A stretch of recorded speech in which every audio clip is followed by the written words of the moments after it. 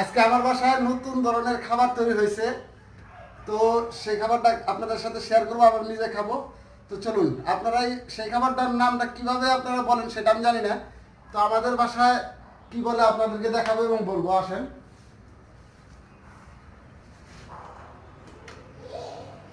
এই যে দেখেন,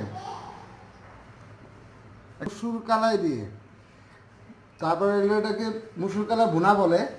তো আপনাদের বাসায় কি বলে আঞ্চলিক ভাষায় সেটা জানি না। তো দেখেন, এগুলো খাবার খেতে সেই মজা, সেই টেস্ট। অনেক বছর আগে খাইছিলাম, আমার দাদি বানাই দিছিল। আমার দাদির কথা মনে পড়তেছে।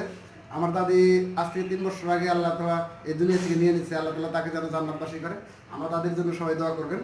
আর আমার দাদি এগুলো বানিয়ে বানিয়ে খাওয়াইতো অনেক বছর আগে। তো আজকে অনেক দিন পরে এই মুসুর কালাই দিয়ে এই মুসুর কালাই ভুনা খাইতেছি। তো আমার সেই মজা, সেই টেস্ট।